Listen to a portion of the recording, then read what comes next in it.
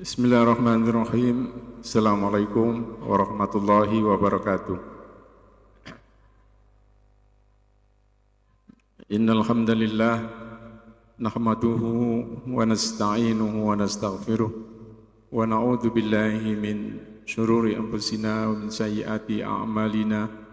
May yahdihillahu fala mudilla lahu wa may yudlil fala hadiyalah. Asyhadu an la ilaha illallah wa asyhadu anna Muhammadan abduhu wa rasuluh. Allahumma salli ala Sayyidina Muhammadin wa ala alihi wa sahbihi ajma'in, amma ba'd.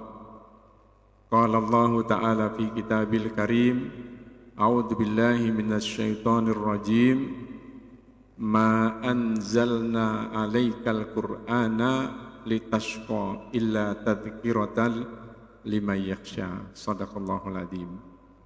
Alhamdulillah, pada pagi hari ini insyaallah kita memanfaatkan waktu kita bersama untuk mengkaji atau berinteraksi, mencoba untuk berinteraksi dengan kitab suci kita Al-Quran. Dan tentu sebelumnya kita sampaikan ucapan terima kasih pada panitia yang sudah menyelenggarakan acara ini sehingga kita bisa mengikuti insyaallah acara yang sangat bermanfaat untuk kita semua, khususnya mengingatkan kita semua akan kewajiban kita untuk terus berinteraksi dengan Al-Quran ini ya.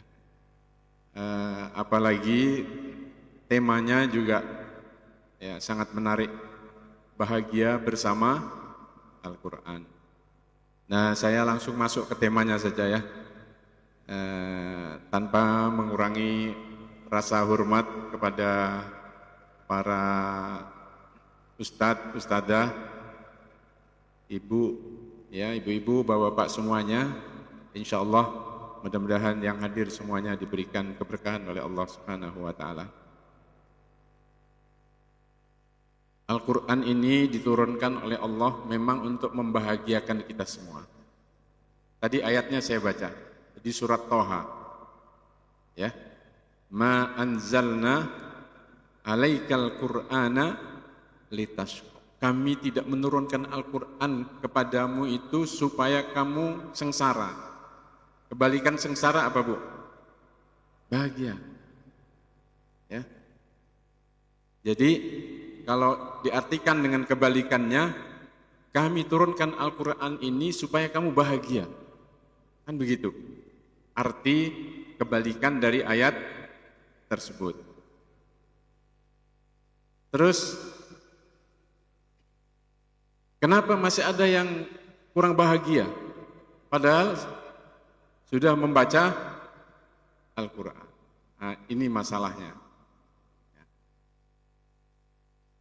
Berarti bisa jadi ada kekurangan dalam memahami, dalam mengamalkan, ya, dalam berinteraksi dengan Al-Quran. Kalau kita sudah baca, tapi belum bahagia.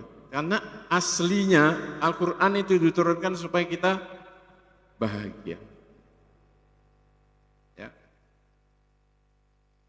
Kalau belum mendapatkan kebahagiaan itu mungkin perlu ditambah interaksinya. Mungkin masih ada hal-hal dalam kehidupan kita yang belum sesuai dengan Al-Quran, kan begitu? Jangan menyalahkan Al-Qurannya. Ah, ini katanya bikin bahagia, tapi saya nggak bahagia-bahagia nih. Nah, berarti kekurangan ada di mana? Ya, ada di pihak kitanya. Kalau Al-Qur'annya jaminan mutu dari Allah Subhanahu wa Ta'ala. Yang mengatakan tadi itu adalah Allah Subhanahu wa Ta'ala. Ma anzalna 'alaikal qur'ana litashqa. Kami tidak menurunkan Al-Qur'an ini kepadamu supaya kamu sengsara.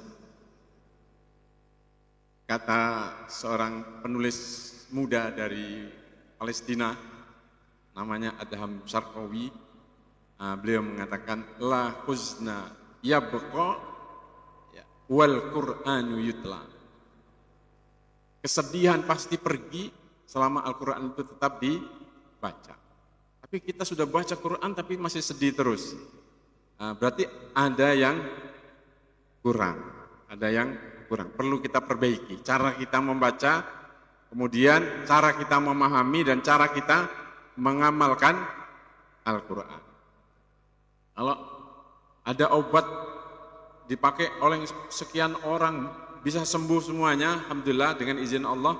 Terus kita berobat dikasih obat itu nggak sembuh-sembuh. Yang salah siapa? Ya. Atau ada sesuatu yang salah dalam diri kita. Makan obat tapi penyakit terus dimasukin terus. Ya, sebetulnya obatnya sudah bekerja, tapi kita masukkan virus, masukkan penyakit terus, akhirnya kalah dengan penyakit yang baru. Bisa jadi juga seperti itu. Maka benar, kita insya Allah akan bahagia dengan Al-Quran. Ya. Kalau kurang bahagia, berarti di sana ada sesuatu yang perlu kita perbaiki, kita tingkatkan. Ya, terus lakukan. Itu yang pertama. Dan kita bersyukur tentu kepada Allah Subhanahu wa taala yang telah menurunkan Al-Qur'an ini kepada kita melalui Nabi kita Muhammad sallallahu alaihi wasallam, karena Al-Qur'an ini begitu pentingnya. Bagaimana cara melihat Al-Qur'an ini begitu penting dalam kehidupan kita? Caranya kita bisa lihat dari namanya, Bapak Ibu. Nama Al-Quran itu dan fungsinya. Orang kalau punya gelar banyak dan bukan ijazahnya bukan ijazah palsu, ya, profesor, doktor, insinyur, belakangnya ada apa lagi tuh? Pak Habibie itu berapa tuh ininya gelarnya tuh? Berarti itu orang penting atau bukan? Orang penting. Karena dari gelarnya. Tapi sekali lagi bukan gelar palsu, memang hasil belajarnya. Insya Allah itu orang penting. Al-Quran juga seperti itu kira-kira. Kalau kita untuk mencari di mana sih, apa sih pentingnya Al-Quran ini buat kita.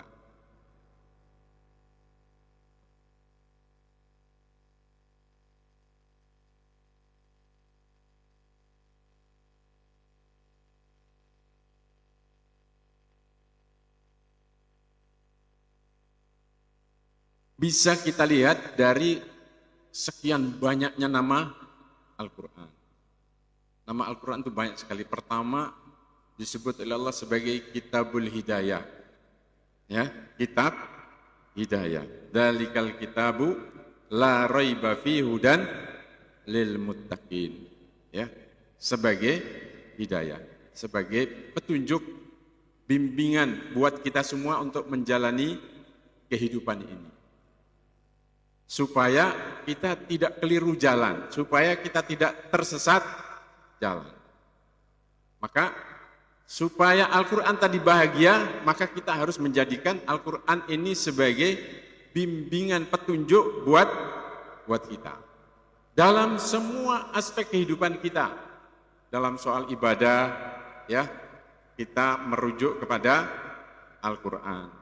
Dalam akhlak, kita menerapkan akhlak-akhlak Al-Quran. Dalam muamalah, pergaulan sesama kaum muslimin, sesama umat manusia, kita cari petunjuknya dari Al-Quran.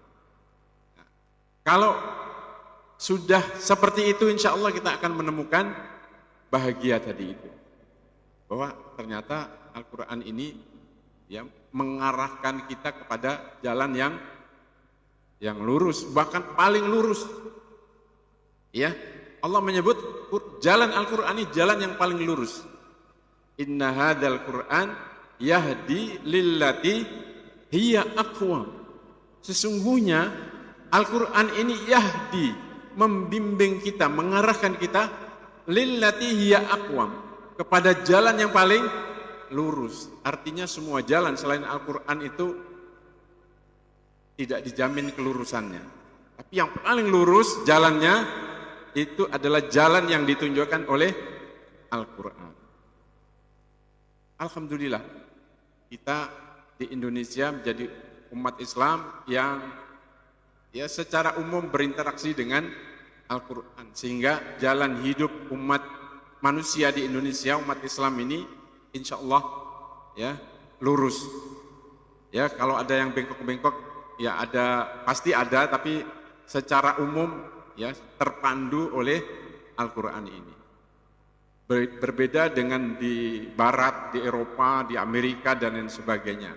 Jalan hidupnya tidak lurus. Di Eropa itu, sebagian negara Eropa, bahkan di Amerika, itu membolehkan orang laki-laki kawin dengan orang laki-laki resmi. Perempuan kawin dengan perempuan secara resmi, di dalam pengadilan. Nah, ini lurus apa bengkok? Bengkok. Karena apa? Karena tidak mendapatkan hidayah Al-Quran. Ya, maka kita bersyukur. Ya, kita bersyukur. Itu nama yang pertama, Kitabul Hidayah. Yang kedua, Al-Quran ini kitab cahaya. Ya, kitab cahaya atau nur. Ya, nur, kitab cahaya.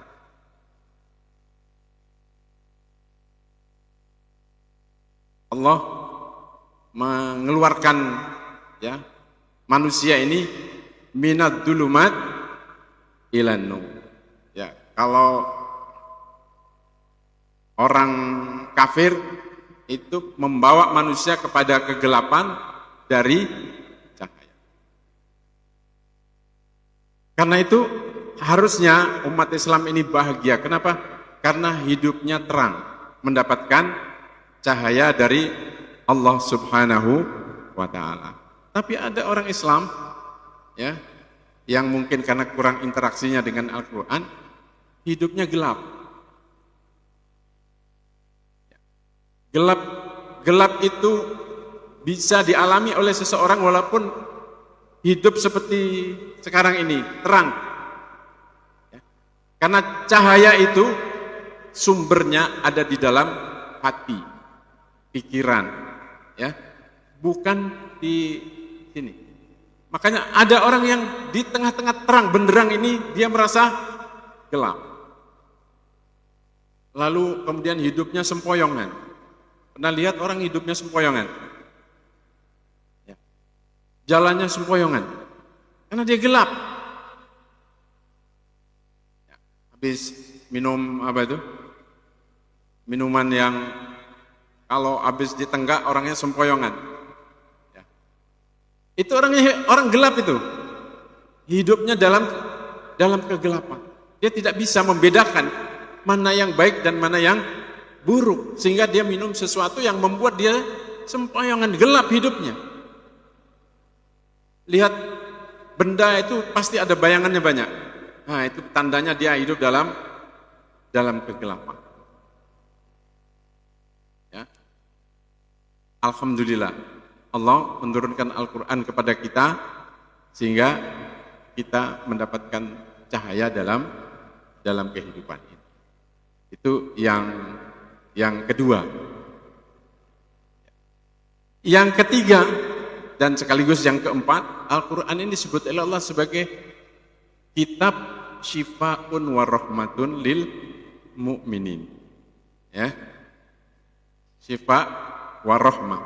Wa nunazzilu minal Qur'ani ma huwa syifaun wa rahmatun lil mu'minin. Dia obat dan rahmat bagi orang-orang beriman. Wala yazidud dhalimina illa khasara. Kalau beriman insyaallah mendapatkan obat dari Al-Quran dan mendapatkan rahmat dari Al-Quran. Tapi kenapa banyak yang masih berpenyakit?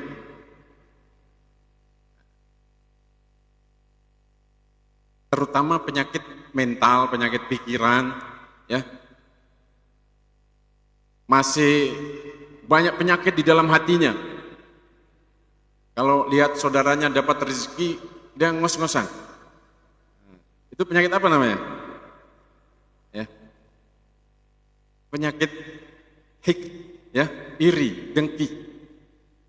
Itu bisa tersengal-sengal itu Bu, kalau di dalam dada ini ada penyakit itu. Lalu dan muncullah dosa yang berikutnya. Korupsi dari mana dia? Nah, langsung dapat tambahan dosa itu. Tapi kalau kita hidup bersama Al-Quran, insya Allah bahagia. Lihat saudara kita mendapatkan nikmat dan karunia, kita ucapkan Alhamdulillah. Dan sunnahnya menurut Al-Quran itu kalau kita melihat saudara kita mendapatkan rahmat, berdoa kepada Allah. Mohon supaya diberikan nikmat yang seperti itu. Atau lebih dari itu.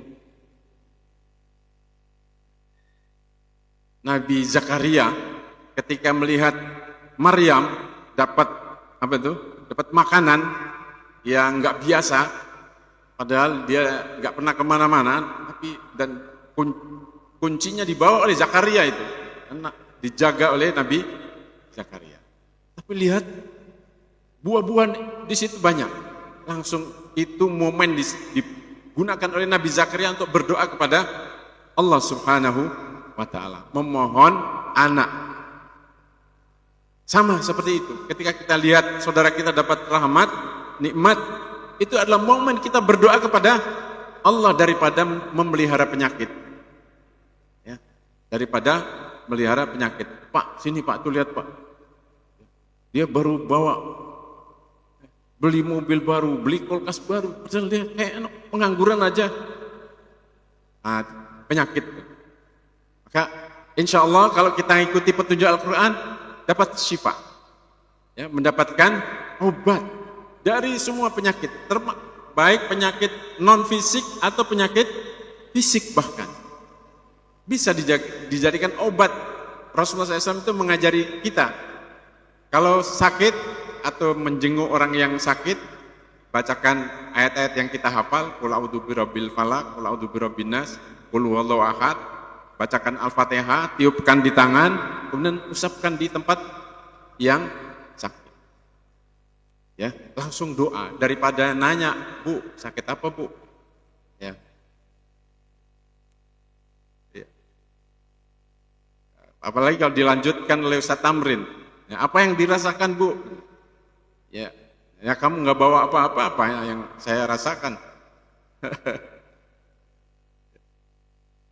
Ya, Masya Allah, petunjuk Al-Quran itu kalau kita ikuti, begitu kita datang, kita doakan, kemudian kita laksanakan itu, insya Allah orangnya senang, ya, bahagia.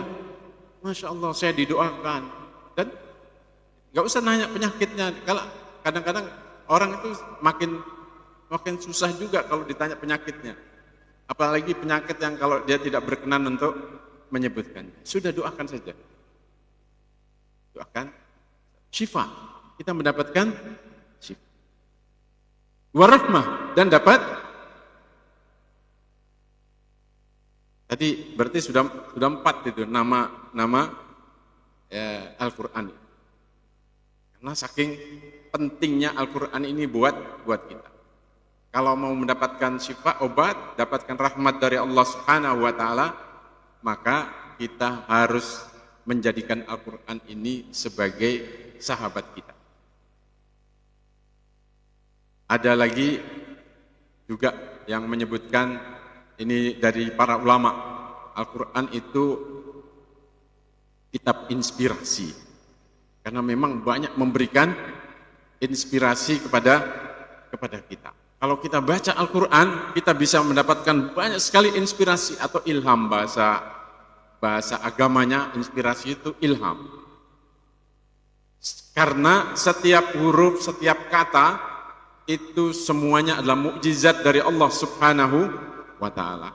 Itu sebabnya maka di dalam Islam kita bisa mendapatkan atau membaca sekian banyak buku tafsir. Buku tafsir itu adalah inspirasi dari Al-Quran yang kemudian ditulis oleh para ulama. Ada ulama yang nulis Al-Quran di zaman sekarang ini, dan karena itu tidak diterbitkan, karena kalau diterbitkan nggak ada yang beli, mahal. Tapi sudah dibuat PDF-nya. Dia menulis tafsir Al-Quran itu sampai 450 jilid. Saya punya PDF-nya. Bapak Ibu kalau mau nanti saya kirim. Ya, tapi bahasa Arab. 450 jilid buku. Dia nulis, itu inspirasinya luar biasa. Mendapatkan inspirasi. Yang sebagiannya kadang-kadang saya kutip, saya jadikan buku jadi inspirasi juga. Itu Masya Allah. Di zaman sekarang, ya bukan di zaman, kalau di zaman dulu kayaknya belum ada yang sampai 450. Ya, paling ada yang 50 jilid, ada 30 itu banyak. 100 mungkin sudah ada. Tapi ini sampai 450. Nah nanti saya berikan contoh bagaimana kita menjadikan Al-Quran ini sebagai inspirasi. Karena sangat inspiratif ya kalau kita membaca Al-Quran. Dan kita harus menjadikannya sebagai buku inspirasi buat kita semuanya.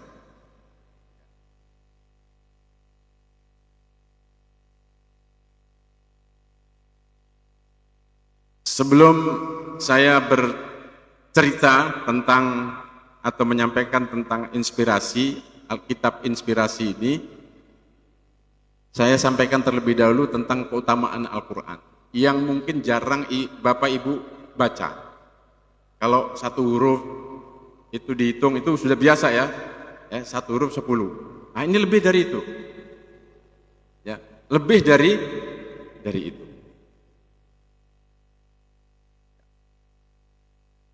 Dalam sebuah hadis riwayat Imam Muslim disebutkan oleh Uqbah bin Amir. Ya, yaqulu Uqbah bin Amir.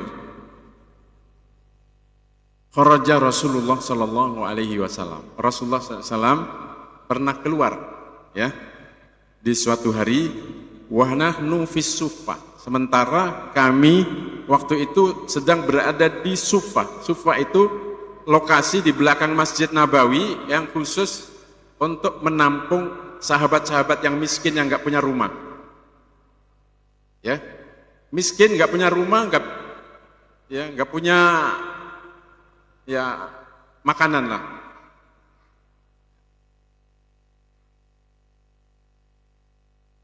Kemudian Rasulullah SAW keluar menemui kami.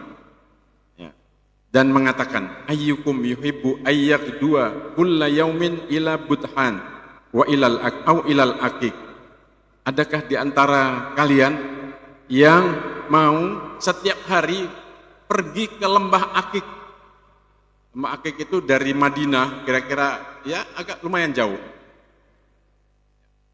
Kalau menjelang masuk Madinah itu sebelah kanan itu ada namanya lembah Al-Aqiq. Ya mungkin sekitar antara 7 sampai 10 kilo lah dari Madinah. Kulla yaumin, setiap hari ya pergi ke sana. Adakah salah seorang di antara kalian yang mau berangkat ke lembah Aqiq itu setiap hari? Fayati minhu binaqataini qaumawaini fi ghairi ismin. Lalu mengambil 2 ekor unta yang gemuk, ya, 2 ekor unta yang gemuk. Tiap hari ditawarkan oleh Rasulullah kepada mereka. Masya Allah, kalau 2 itu dijual, kalau sapi sini berapa? 2 bisa 30 juta ya. Itu tiap hari tinggal ngambil tuh, ya, ambil di mana di sini itu? Ya. Ambil di Depok situ dah. Fi ghairi ismin, tanpa berdosa, yang bukan mencuri, wala qat'i rahimin, dan tanpa mengganggu silaturahim. Silahkan ambil 2 ekor unta gemuk, kata Rasulullah. Fakulna ya Rasulullah, kemudian kami jawab, ya Rasulullah, mau dong, katanya. Kami pasti mau. Tiap hari tinggal jalan 5 kilo dapat 2 unta yang sangat gemuk. Maka kata Rasulullah SAW, qala afala yaghdu ahadukum ilal masjidi faya'lamu aw yaqra'u ayataini min kitabillah. Kalau begitu silakan kamu datang ke masjid, belajar dan membaca 2 ayat. Berarti 1 ayat harganya berapa? 1 ekor gemuk 15 juta tadi. Nah, Masya Allah. Ini kalau kita hitung-hitungan materai ini ya. Ya. 1 ayat sama dengan 1 ekor onta gemuk. Kalau sapi limosin itu. Kalau 1 limosin itu katanya 100 juta ya. Masya Allah. Ini onta yang sangat gemuk. 2 ayat. Apalagi kalau ikutin hadis itu. Alif lam mim saya tidak hitung 1 ayat kata Rasulullah. Saya hitung 1 huruf. Tapi dihitung 3.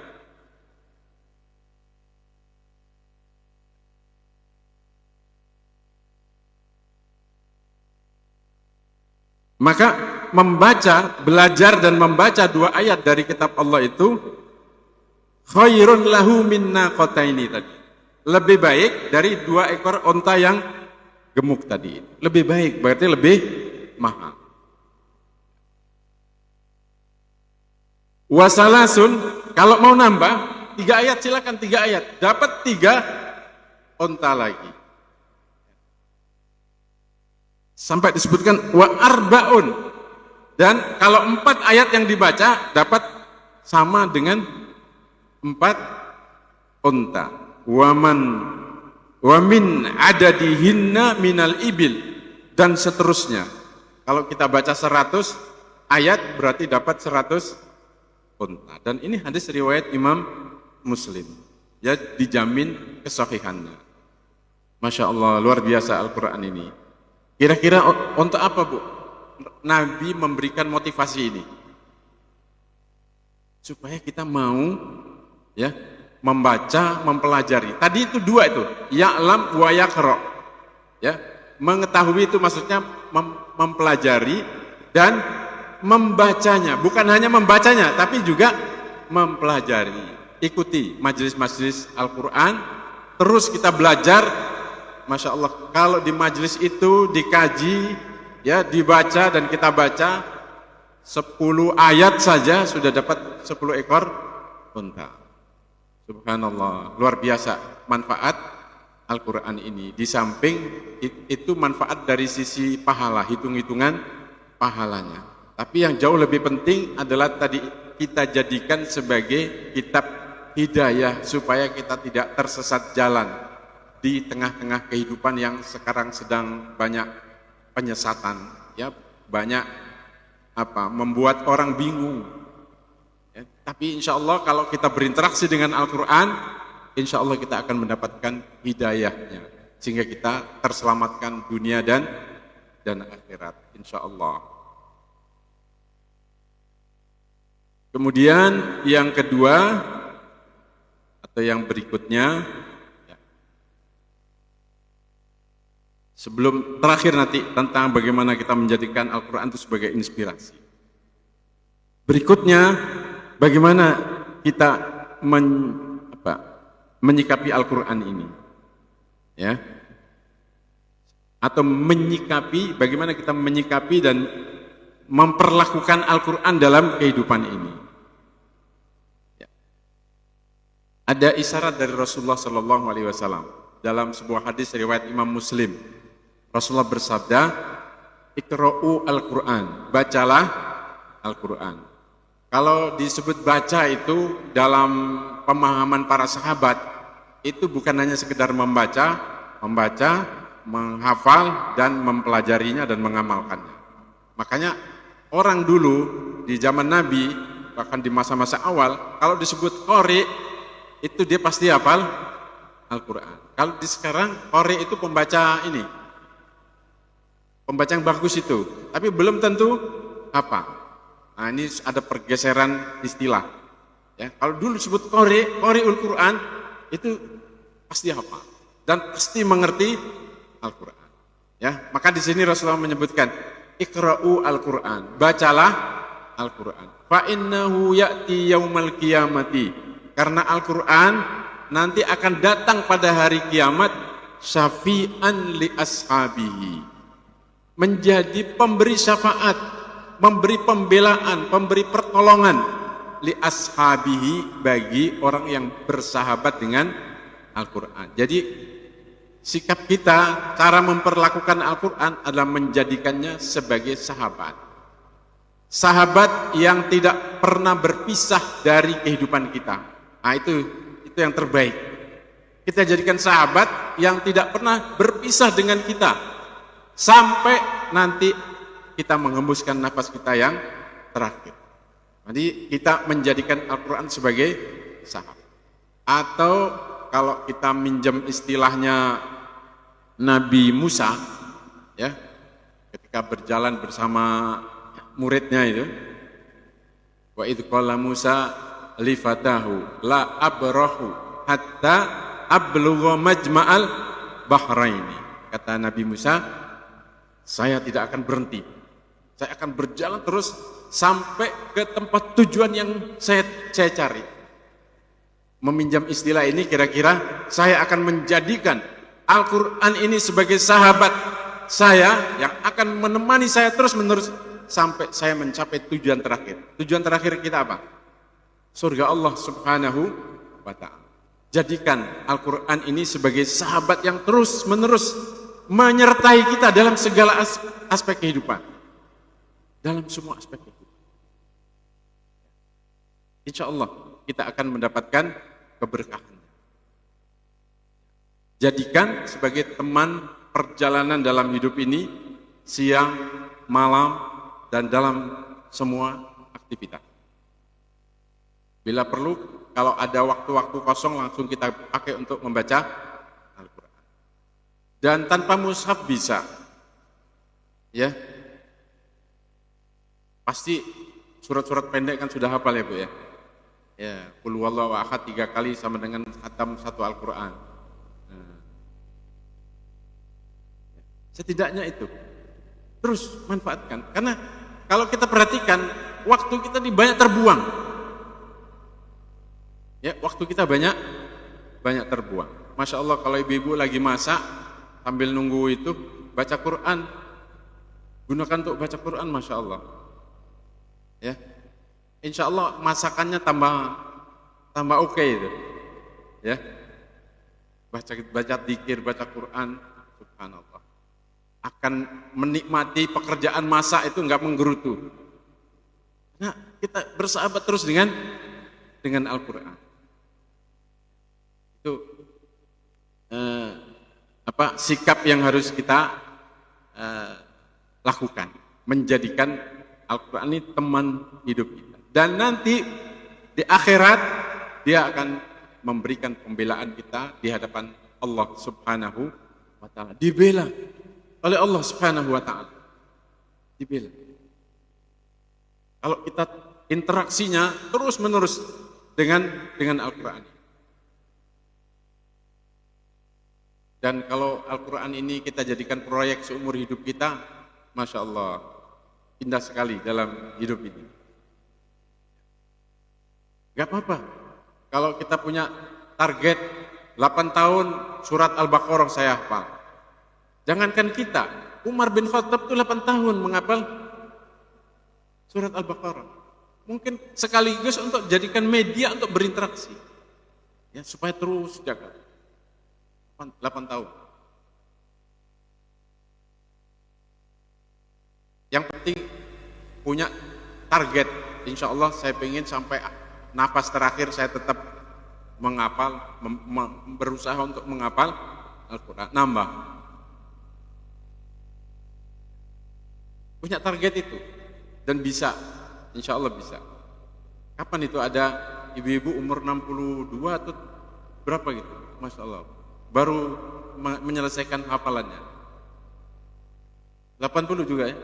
Nah, itu kan inspirasi semua buat kita. Jadi jadikan proyek Al-Quran ini proyek seumur hidup kita. Pelan-pelan nggak apa-apa. Yang penting setiap hari kita berinteraksi.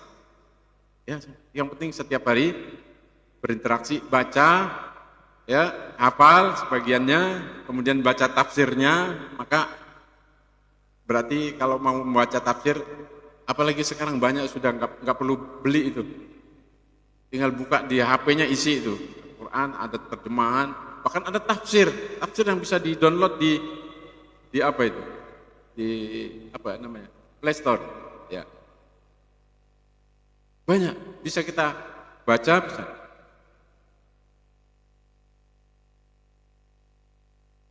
Ya, Masya Allah, sudah dimudahkan.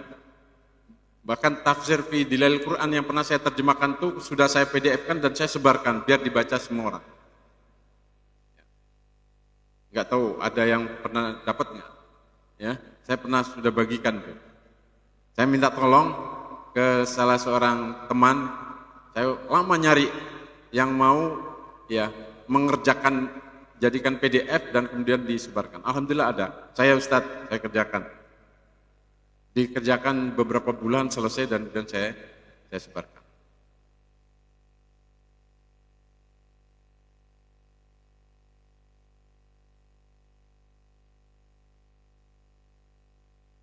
Yang terakhir, kita menjadikan Al-Quran ini sebagai kitab inspirasi. Ya. Kitab inspirasi ini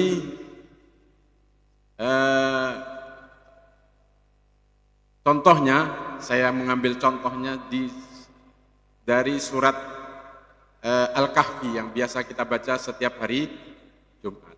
Ini luar biasa banyak inspirasi yang bisa kita lakukan, yang kita ambil dari surat Al-Kahfi.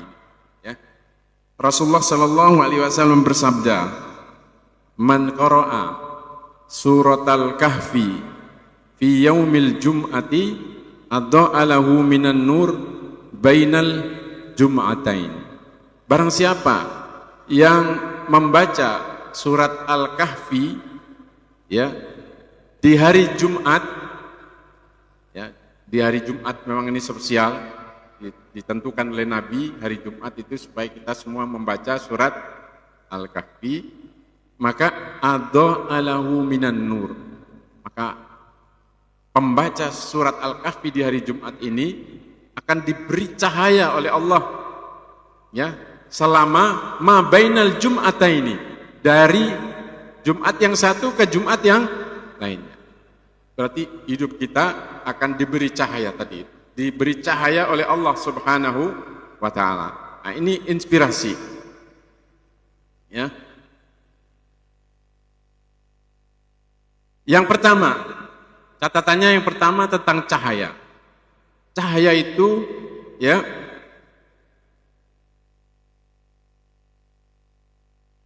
sekaligus hidayah. Ya, kalau Allah menyebut cahaya berarti dia hidayah. Karena cahaya itu, orang kalau mendapat cahaya apa yang didapatkan? Bisa lihat jalan. Ya, enggak gelap. Ya, enggak gelap. Itu arti yang pertama dari cahaya itu. Yang kedua, bisa juga berupa energi spiritual. Ya, kekuatan spiritual. Dan kita dalam perjalanan hidup menghadapi hiruk pikuk dunia ini, ya, kadang menemui situasi marah-marah, ada dicela orang, ada apa lagi, hati keruh. Nah, lihat tadi itu, lihat beli kulkas, ya, ada dihina orang, ada perasaan-perasaan apa? Kalau bahasa Prancisnya itu nelongso itu. Ya. Apa itu? Merasa bersedih tanpa sebab kadang. Ya. Itu semua menguras energi kita, Bapak Ibu. Menguras energi kita. Dalam satu pekan kita menjalani kehidupan dengan semua persoalan itu, ya, kadang ngadepin anak apa, marah-marah, bantah kita, disuruh nggak mau. Ya. Ada mobil apa? Mogok. Ya, ada mobil ditabrak. Saya kemarin baru ditabrak. Ya, pulang dari kondangan dari belakang ditabrak. Subhanallah. Semua itu menguras energi kita. Nah, ini kalau nggak ditambah, kita kehabisan energi. Maka kalau orang tidak baca surat Al-Kahfi ini, dia bisa tekor energinya. Dia tekor.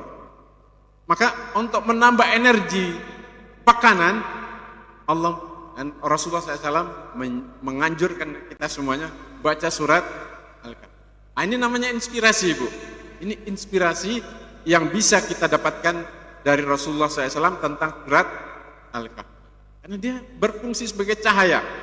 Cahaya itu adalah juga energi. Energinya apa? Energi spiritual. Karena di dalamnya ada kisah yang subhanallah akan, kalau kita pahami, akan membuat kita mendapatkan energi, kekuatan. Ada kisah anak muda, ada kisah Nabi Musa dan Nabi Khidir, ada kisah dua orang yang punya kebun, punya pemilik kebun. Ada penguasa yang adil, yang soleh, Dzulqarnain. Yang itu kalau kita sedang sumpek dengan cerita-cerita penguasa yang dolim-dolim ini, kalau baca surat Al-Kahfi, Masya Allah, ternyata masih ada penguasa yang soleh. Dapat inspirasi itu. Dan gak perlu putus asa. Itu energi yang akan kita dapatkan kalau kita membaca surat Al-Kahfi. Sehingga kalau kita mendapatkan cahaya tadi itu, energi spiritual, apa yang akan kita dapatkan? Pertama yang akan kita dapatkan, hati kita menjadi tenang. Energi Al-Quran itu kalau masuk dalam diri kita akan membuat kita tenang. Ala bidzikrillahi tatmainnul qulub. Dia tenang. Tenang itu Masya Allah, karunia yang sangat luar biasa. Kalau mau sukses mengerjakan sesuatu, apalagi sesuatu yang rumit, orang itu butuh ketenangan. Kalau mau operasi dokter, itu kalau dia sedang ada masalah bisa gagal. Semua pekerjaan kita, ya, baik yang besar ataupun yang kecil, termasuk masak. Ya ibu-ibu ya, masak kalau sambil marah dengan suami itu, wah asem tenan itu. Ya.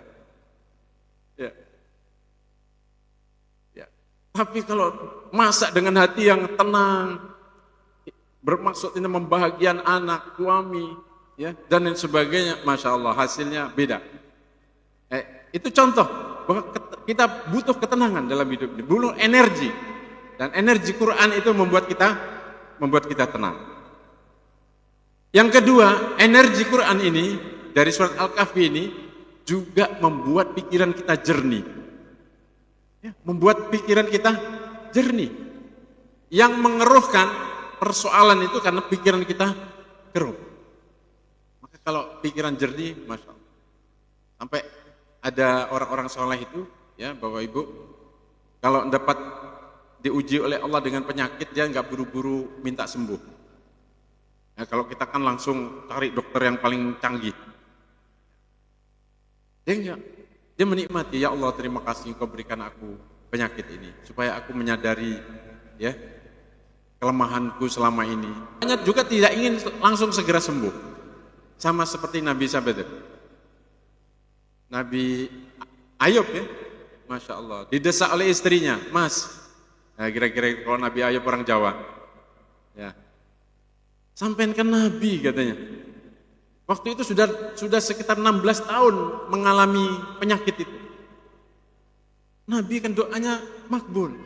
Coba gunakanlah fasilitas doa itu. Apa jawab Nabi Ayub? Ya, Dek, tanya, saya malu sama Allah, diberi rizki, kekayaan berlimpah. Ya, pegawainya itu disebutkan dalam buku tafsir itu ribuan. Pegawai di peternakan, di pertaniannya itu ribuan. Semua dia ambil oleh Allah dan diberi penyakit yang sangat menderita sekali. Baru dihitung baru 16 tahun. Katanya jawab pada istri, Dek, kita 25 tahun diberi kenikmatan oleh Allah. Ini baru 16 tahun. Masih berapa lagi? 14 tahun lagi, sudah sabar. Nikmati. Enggak mau menggunakan fasilitas. Nabi itu kalau berdoa langsung kabulkan oleh Allah. Masya Allah, kalau sekarang itu Pak, udah susah gini kok saya nggak mau. Padahal tinggal minta saja dikasih. Bahkan bisa jadi ditinggalkan itu langsung. Orang yang di sana, kalau di sini enggak, insya Allah aman di sini. Ya. 5 menit lagi, masya Allah. Mudah-mudahan selesai inspirasinya. Yang ketiga, orang itu kalau dapat energi Al-Quran, langkahnya lebih terarah, tepat, efektif, efisien. Nanti diarahkan oleh Allah Subhanahu wa Ta'ala. Maka jangan tinggalkan baca surat Al-Kahfi ini. Karena itu energi pekanan yang kita perlukan. Ya, energi pekanan. Karena ini istimewa. Kenapa Rasulullah menyebut surat Al-Kahfi? Pasti karena punya keistimewaan. Dan dikhususkan hari Jumat.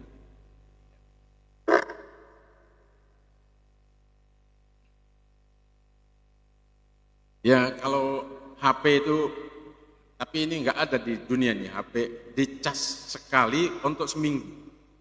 Nah, baterainya itu dicas sekali, kekuatannya itu seminggu. Kecuali kalau nggak dipakai, tapi masalahnya dipakai terus, ya, dikuras, energi kita dikuras oleh persoalan-persoalan kehidupan ini. Karena semua itu menguras tenaga kita, maka kita perlu charging, ya, energi ilahi ini dalam sepekan sekali di hari Jumat, dan medianya sudah diberikan oleh Rasulullah SAW, yaitu surat Al-Kahfi. Ingat, pokoknya kalau nggak baca surat Al-Kahfi, ingat kajian di sini, ya, insya Allah semangat lagi. Apalagi nggak pernah sama sekali, udah lowbat terus, ya. Nggak pernah sudah lowbat, bisa di ini, itu berarti lowbat itu Pak, ya. Kemarin baca surat Al-Kahfi nggak, bisa diingatkan begitu.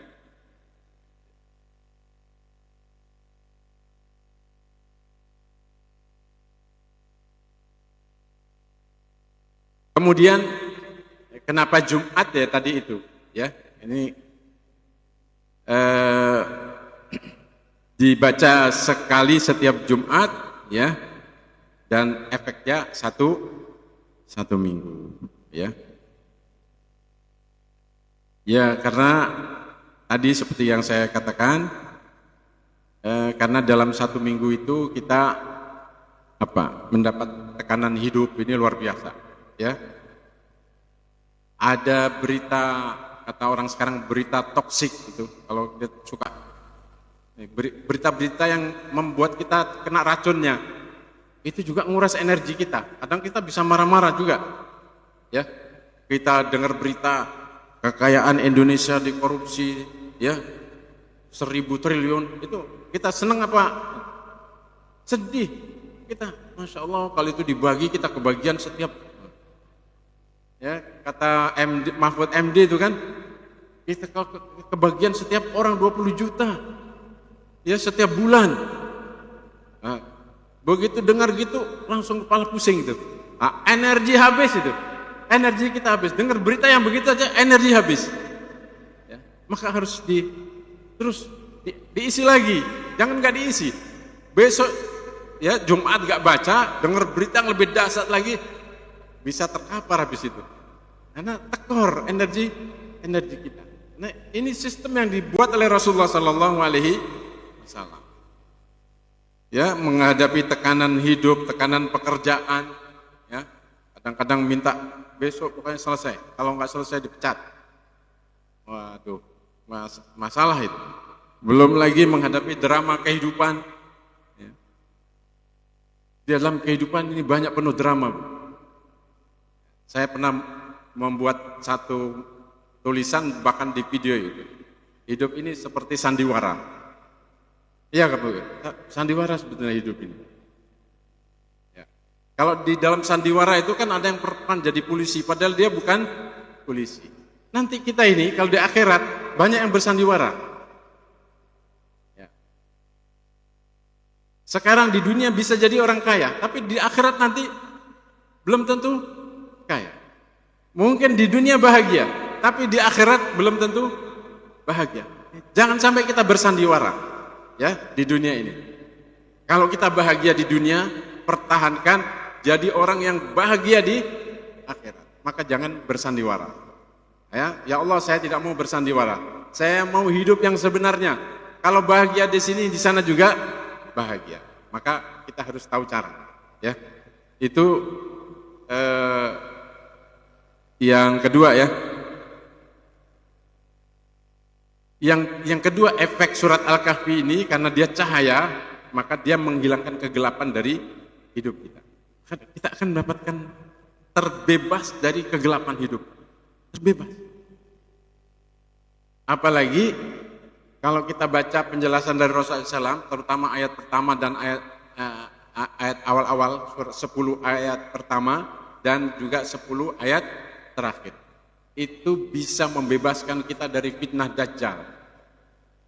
Fitnah Dajjal itu kan fitnah kehidupan yang banyak manipulasi, banyak penipuan, banyak hilangnya amanah. Masya Allah. Hampir di semua departemen, di semua kementerian ditemukan koruptor. Bahkan menterinya sendiri yang korupsi. Polisi yang harusnya nangkap orang, dia juga tertangkap. Nah, ini kita berada di tengah-tengah kehidupan yang dipimpin oleh Dajjal ini. Ini kalau kita tidak punya energi yang kuat, kita bisa terbawa oleh arus gitu. Dan tidak memiliki kekuatan untuk menghadapinya. Frustrasi, dibuat frustrasi. Semua orang begitu, Pak. Udah Bapak korupsi aja. Nah, itu bisa jadi itu yang korupsi didorong oleh orang yang di belakangnya itu. Udah nggak tahan Pak, saya hidup gini, tetangga udah begitu semua. Lama-lama bapaknya nggak tahan juga, iya ibu, benar ibu juga. Masya Allah. Nah, ini energi akan diberikan oleh surat Al-Kahfi, menghalau kegelapan dari hidup kita. Karena Al-Quran itu seperti itu. Ya karena tinggal 5 menit, berarti tinggal 2 menit ya. Yang terakhir, sebenarnya masih banyak, tapi nanti bisa dilanjutkan. Yang terakhir, kenapa para pemuda itu disuruh oleh Allah masuk ke dalam gua? Nah, dalam hidup ini kita perlu ada, kalau dalam istilah anak muda itu ada mute notifikasi. Ya, di mute dulu, di mute. Absen dulu dari kebisingan hidup, ya, bermunajat dengan Allah, kembali kepada Allah, memperbaiki diri, ya, sholat malam, ya, introspeksi dan sebagainya, itu kita perlukan. Saya kira ini inspirasi yang paling penting buat kita. Ternyata dalam hidup ini kita nggak boleh terus terlibat dalam kebisingan hidup ini. Kita harus punya waktu untuk mentadaburi Al-Quran, untuk melakukan perenungan, untuk istirahat dari segala kebisingan yang mengeruhkan hati, pikiran, ya, dan perasaan kita. Itu mutlak kita perlukan. Dan itu kita dapatkan dari Al-Quran. Ya, itu kita dapatkan dari Al-Quran. Makanya kita harus punya majelis Al-Quran. Dan hadiri. Ya, kalau ada majelis Al-Quran, hadiri. Itu memberikan tadi mute. Kita sedang di mute dari dunia yang kadang membuat kita ya galau, bising, bingung dan lain sebagainya. Maka kita perlu masuk ke gua. Ya, gua dalam tanda kutip, gua Qur'aniyah. Maka insya Allah kita akan mendapatkan penguatan, energi, ya, dan istirahat dari semua itu. Ya, demikian saya kira di antara inspirasi yang mungkin menjadi contoh bahwa kita harus terus mencari inspirasi dari ayat-ayat Al-Quran. Barakallahu fikum. Ya, saya kembalikan kepada moderator.